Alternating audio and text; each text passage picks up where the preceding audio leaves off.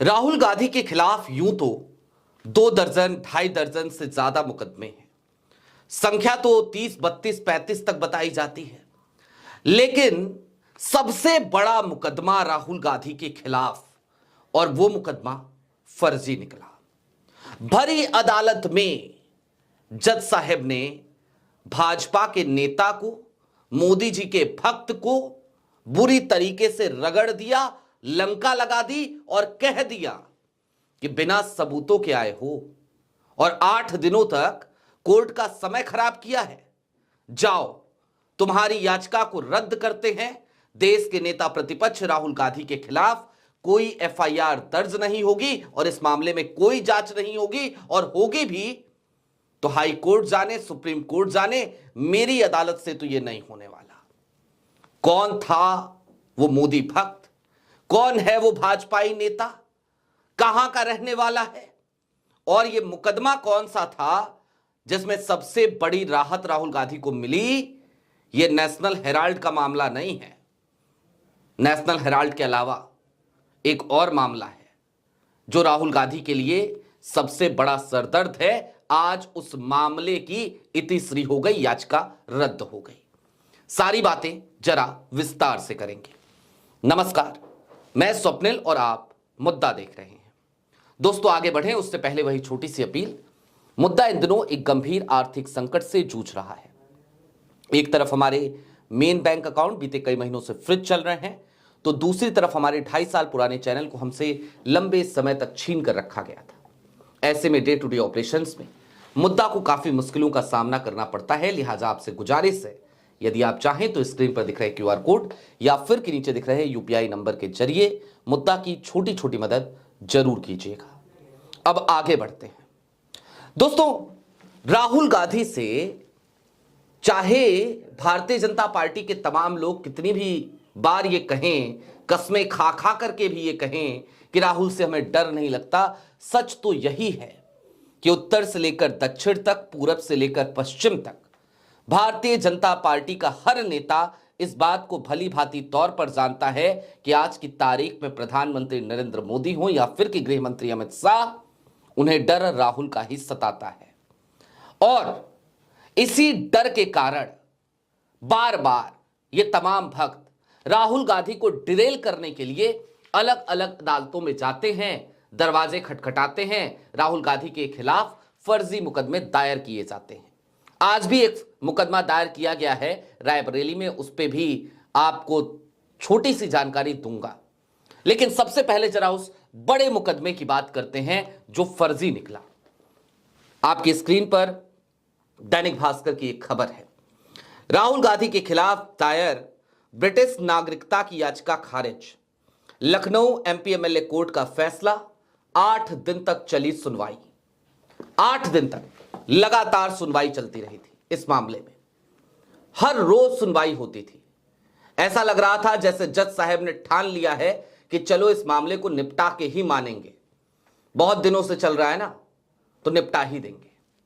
और यह मामला ऐसे ही शुरू नहीं हुआ था। राहुल गांधी ब्रिटिश नागरिक हैं, उनकी भारत की नागरिकता रद्द कर देनी चाहिए, उनको संसद में बैठने का कोई अधिकार नहीं है, देश के सांसद के तौर पर किसी क्षेत्र से चुनाव लड़ने या किसी क्षेत्र से चुनाव जीतकर सदन में पहुंचने का कोई अधिकार नहीं है। ये तमाम बातें कही जा रही थी। एस विघ्नेश सर कर्नाटक के रहने वाले हैं, उन्होंने यह मुकदमा दायर किया था और यह सुप्रीम कोर्ट के निर्देश के बाद यह मुकदमा दायर हुआ था। सबसे पहले रायबरेली की अदालत में, रायबरेली के एमपी एमएलए अदालत में, वहां पे मुकदमा चला। एस विघ्नेश सर 2 बार गए, सुनवाई हुई और उसके बाद वो भागते हुए इलाहाबाद हाई कोर्ट पहुंच गए थे। और जाकर के क्या कहा था लखनऊ बेंच में इलाहाबाद हाई कोर्ट की?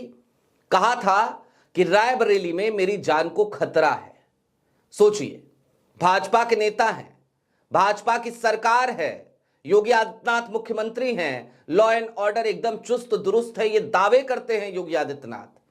और उन्हीं का एक नेता, मोदी जी का एक परम भक्त, वो ये कहता है कि मेरी जान को रायबरेली में खतरा है, लिहाजा मुकदमे को स्थानांतरित किया जाए, ट्रांसफर किया जाए। और कहां किया जाए? तो लखनऊ किया जाए। चलिए, लखनऊ में ट्रांसफर हुआ एसीजेएम हैं आलोक वर्मा, उनकी बेंच में मामला पहुंचा और उन्होंने 8 दिनों तक इस मामले पर सुनवाई करी। और 8 दिनों की सुनवाई के बाद जो टिप्पणियां आज एसीजेएम आलोक वर्मा जी ने की हैं वो आपको जाननी चाहिए। पहले तो उन्होंने कहा कि भाई 8 दिन तक हम आपको सुनते रहे, इस बीच में आपने 20 घंटे तक दलीलें रखी हैं, 315 एनेक्स्चर आपने दिए हैं, आपने सैकड़ों पन्ने यहां पेश कर दिए हैं, सबूतों के तौर पर आप तमाम गट्ठर पोथी पत्रा लेकर के आ गए हैं, लेकिन इनमें कुछ भी ऐसा नहीं है जो इस बात की कहीं से कहीं तक गवाही देता हो या फिर कि जिसके आधार पर यह कहा जा सके कि राहुल गांधी ब्रिटिश नागरिक हैं। यानी कि आप जो कुछ भी कह रहे हैं उसको सपोर्ट करता कोई तथ्य, कोई फैक्ट आपके पास नहीं है। आप बार बार अदालतों में जा रहे हैं और जाकर के आप केवल और केवल अदालत का समय खराब कर रहे हैं, अदालत को गुमराह कर रहे हैं। और इसके बाद आलोक वर्मा ने सीधे तौर पर अपना फैसला सुनाया और कहा कि देखिए, हमने आपको पूरा मौका दिया, आप सबूत पेश नहीं कर पाए, और ऐसे में अब अगर कुछ होगा भी तो ऊपरी अदालतों में होगा। हमारी अदालत से अब कोई उम्मीद मत रखिए। हमारी अदालत इस मामले में आगे कोई कार्रवाई नहीं करेगी। एफआईआर देश के नेता प्रतिपक्ष राहुल गांधी के खिलाफ दर्ज कराने का आदेश मैं नहीं दूंगा और मैं आपकी याचिका को रद्द कर रहा हूं, खारिज कर रहा हूं। रद्द कर दिया याचिका, मुकदमा रद्द कर दिया। और दोस्तों, यह पहली बार नहीं है जब राहुल गांधी की नागरिकता के मामले में यह मुकदमा रद्द हुआ हो। इससे पहले इलाहाबाद हाई कोर्ट में भी यही एस विघ्नेश शिशिर थे और वहां पर सुनवाई चलती रही, अदालत इंतजार करती रही, च्युइंगम की तरह केस को खींचा गया हाई कोर्ट में भी। लेकिन एक वक्त आया जब अदालत का सब्र का बांध टूट गया और अदालत ने उस वक्त जो टिप्पणी करी थी वो भी आपको जाननी चाहिए।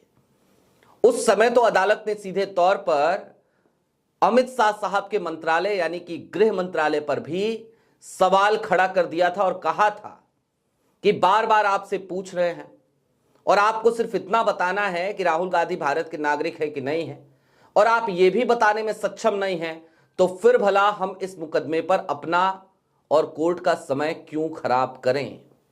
हम मामले को रद्द कर रहे हैं। उस समय भी यह मामला रद्द हुआ था। हालांकि इलाहाबाद हाई कोर्ट ने उस समय कहा था कि आप चाहें और आपके पास सबूत आ जाए तो आप फिर से लेकर के आइए, हम देखेंगे। उसके बाद एस विघ्नेश शिशिर कुछ महीने रुकते हैं और फिर अदालत का दरवाजा खटखटाते हैं, सुप्रीम कोर्ट तक जाते हैं और कहते हैं कि तब कहा गया था सबूत लेकर के आइए तो मुकदमा चलाएंगे, तो अब मेरे पास सबूत है, अब जनाब राहुल गांधी पेश हो, राहुल गांधी हाजिर हो, ऐसा कर दीजिए। सुप्रीम कोर्ट ने कहा ठीक है, हम गाइडलाइन दे देते हैं, हम दिशा निर्देश दे देते हैं। सुप्रीम कोर्ट ने कहा कि जाइए निचली अदालत में जाइए, वहां पर सुनवाई होगी। निचली अदालत में आए, रायबरेली से लखनऊ, और परिणति आपके सामने है, मुकदमा खारिज। अब दोस्तों, यह मुकदमा निश्चित तौर पर राहुल गांधी के खिलाफ सबसे बड़ा मुकदमा कहा जा सकता है। यह मानहानि का मुकदमा, यह मुकदमा, वो मुकदमा, हेट स्पीच का मुकदमा, यह सब छोटे मोटे मुकदमे हैं। नागरिकता का मामला बहुत संवेदनशील मामला है और नेशनल हेराल्ड के बाद यह सबसे बड़ा मुकदमा है, या फिर नेशनल हेराल्ड से भी पहले रखना चाहिए इस मुकदमे को, और वो मुकदमा आज खारिज हो गया है। लेकिन अब देखिए ना, मैंने कहा था ना कि एक और मुकदमे का जिक्र करूंगा, तो आज की तारीख में राहुल गांधी को एक और नया मुकदमा झेलना पड़ेगा। रायबरेली में एक पाजा फाउंडेशन है, उन्होंने रायबरेली एमपीएमएलए कोर्ट में राहुल गांधी, प्रियंका गांधी, सोनिया गांधी समेत 45 लोगों के खिलाफ एक मुकदमा दायर किया है। और यह मुकदमा, इस मुकदमे की पृष्ठभूमि यह है कि इन तमाम लोगों ने, इन 45 लोगों ने मिलकर के एक स्कूल को फर्जी कागजों के आधार पर सीबीएसई की मान्यता दिलाई थी। तो एक और तमगा, राहुल गांधी कहते हैं मुकदमा मेरे लिए तमगा है, तो एक और मुकदमा उनके ऊपर दायर हो गया। अच्छा, वाराणसी की अदालत में आज राहुल गांधी की पेशी थी। राहुल गांधी को बुलाया था, समन किया गया था। हालांकि राहुल गांधी की अपनी व्यस्तताएं थी, राहुल गांधी वहां नहीं पहुंच पाए हैं, यह भी एक खबर है। लेकिन जरा सोचिए, हर दिन राहुल गांधी के ऊपर कहीं ना कहीं से कोई ना कोई समन, हर दिन राहुल गांधी के खिलाफ मुकदमों की फहरिस्त में एक नया मुकदमा। यह सब कुछ क्यों हो रहा है? और मैं बार बार कहता हूं, यह सब कुछ डिजाइन्ड है कि एक व्यक्ति जो आज की तारीख में लोकतंत्र की बात कर रहा है, लोकतंत्र के लिए लड़ रहा है, भिड़ रहा है, जिसके बयानों से आज की तारीख में सत्ता परेशान है, जिसके क्रियाकलापों से प्रधानमंत्री नरेंद्र मोदी को बहुत डर लग रहा है, उस आदमी को जरा मुकदमों में इतना उलझा दो कि वो आदमी अपने काम पर फोकस ना कर पाए। लेकिन भला हो राहुल गांधी का, ऐसा लगता है जैसे समय के साथ साथ उनकी जीवटता और ज्यादा बढ़ती जा रही है। जितने मुकदमे लादे जा रहे हैं उतने ही मजबूती के साथ राहुल गांधी आगे बढ़ रहे हैं। राहुल गांधी झुक नहीं रहे हैं, डर नहीं रहे हैं, रुक नहीं रहे हैं। और यही सबसे बड़ी समस्या है मोदी जी की भी, अमित शाह साहब की भी, भारतीय जनता पार्टी की भी और उनके भक्तों की भी। अब आगे क्या होगा? तो एस विघ्नेश सिसर जैसे ही अदालत से उनकी याचिका खारिज हुई, बाहर निकले, पत्रकारों ने पूछा कि भाई हो गया, टाई फिस हो गया, मुकदमा रद्द हो गया, आप क्या कीजिएगा? तो पता है एस विघ्नेश सिसर का जवाब क्या था? रिवीजन पिटीशन डालूंगा। यानी अभी भी वो आदमी मानने को तैयार नहीं है। 2 बार ये केस रद्द हो चुका है। इससे पहले मैंने आपको बताया इलाहाबाद हाईकोर्ट में, आज फिर रद्द हुआ लखनऊ की विशेष अदालत में। उसके बावजूद वो कह रहा है कि रिवीजन पिटीशन डालूंगा, अभी ऐसे कैसे हार मान जाऊं। तो ये हाल है बेशर्मी का, थेथरई का, बेहयाई का, और ये हाल है च्युइंगम की तरह किसी मामले को खींचने की, ये जो एक नई परंपरा है उसका। आपकी क्या राय है कमेंट बॉक्स में जरूर बताइएगा। अभी के लिए दीजिए इजाजत। चलते चलते फिर वही अपील, चैनल पे नए हो तो सब्सक्राइब करते हुए जाइएगा, सक्षम हो तो छोटी छोटी मदद मुद्दा की जरूर कीजिएगा। बहुत शुक्रिया।